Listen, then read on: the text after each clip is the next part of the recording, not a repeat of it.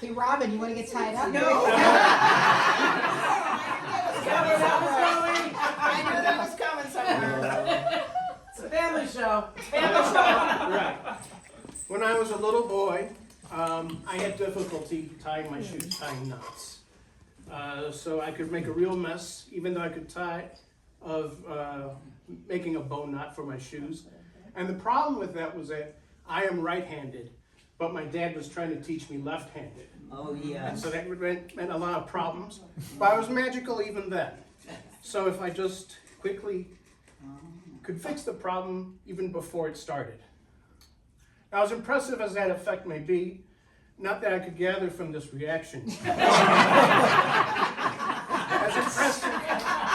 As impressive as this feat may be, it is nowhere near as impressive as the feat made famous by the late great magician Martin Lewis, who with one hand behind his back could snap a knot into a length of rope, which is what he could do. Not being able to do that extremely difficult feat, I added an element of juggling to my magic. I learned to make one end of the rope go in one direction and the other end of the rope go in the other direction. If I did it correctly, it would look like a flapping bird. Now, as impressive as that feat may be, it is nowhere near as impressive as the feat made famous by the late great Martin Lewis, who with one hand behind his back could snap a knot into a length of rope.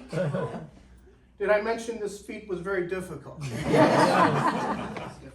Not being able to do this extremely difficult feat, I decided to add an element of danger to my magic act. Don't try this at home.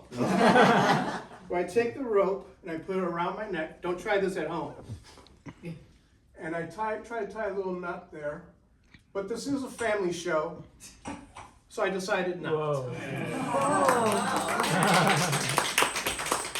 Finally, I decided to attack the problem of how to tie a knot in a length of rope with one hand behind my back.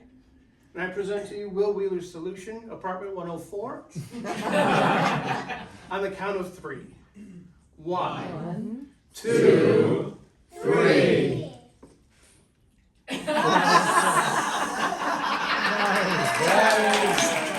That's how you do it. Now, sometimes when I'm by myself in my condo, I do practice that feat made famous by the late, great Martin Lewis. And maybe one day I'll get it.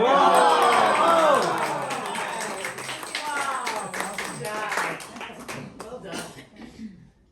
I am not a children's performer by any stretch of the imagination. I'm sorry. I use much too much profanity. But I do have a few tricks that I would perform if I was asked to perform for someone who was about like 6 or 7 or so. So if you can pretend for a moment that you're about that age, 6 or 7, Easily. you can better appreciate what I'm going to show you next. Some of you might have an easier time than others, but you know. I'm already there, bro. I'm already there. I have 3 pieces of rope here. Ladies and gentlemen, this of course is the short piece of rope. This is the shorter piece of rope and the shortest. That was being kind of naughty, I know. Once upon a time, there were 3 bears very wise. Daddy, Mommy, and Baby Bear, each a different size. Then it came time to hibernate, and they curled snout to snout. They went to sleep in their cozy cave. Just their toes hung out. But something went wrong with nature's clock. What, I haven't a clue. They slept and slept the years away, and grew and grew and grew. Whoa. I know. When Mother Nature found them, she saw with great surprise that from toe to toe and snout to snout, they were all the same size. Check, please. Amazing. Is that done? Save some applause for the end, please, like a weak finish. But Mother Nature can't be fooled. She She's really very wise. She quickly flipped them back in time, Wow. each to their proper size. Size.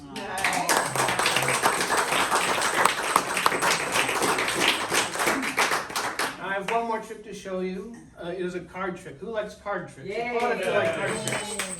Oh, you do too. Now, people sometimes ask me, they say, where do you learn them? And sometimes you learn from books. Sometimes you might learn from DVDs or internet downloads. Or sometimes you might be lucky enough to have a mentor. And in my case, I was lucky to have one. His name was Curtis Cam.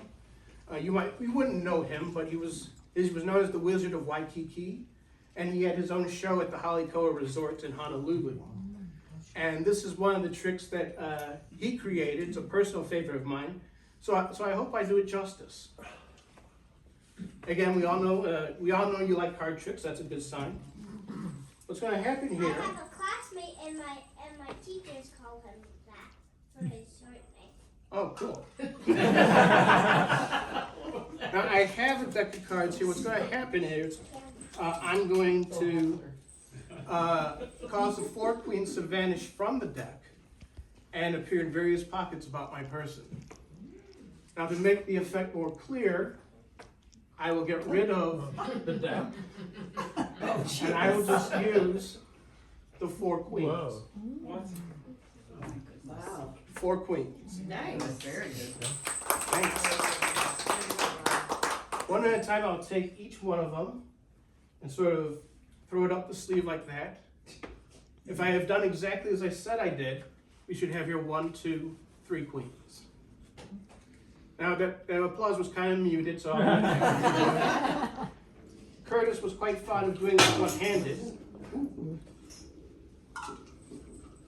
Curtis was quite fond of doing this one-handed, where you just make the card go up past the manly bicep into another card. We'll all kind of laugh very hard at that manly bicep. All right, so that leaves us, of course, just with two queens. Whoa. I'll do this one more time. Once more into the breach, dear friends. That's Shakespeare. I'll take that queen, throw it up the sleeve into yet another pocket. That just leaves me just with 1 queen. Can you all see that? Yeah. If I do it correctly, I can make that one disappear as well.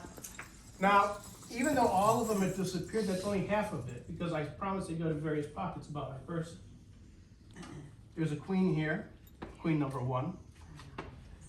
And if I did this right, yes, 2 queens. So, uh-oh. Oh, wait. I have another pocket here. Oh my gosh. So that's 1. Nice. I can't find that 4th one, maybe next year.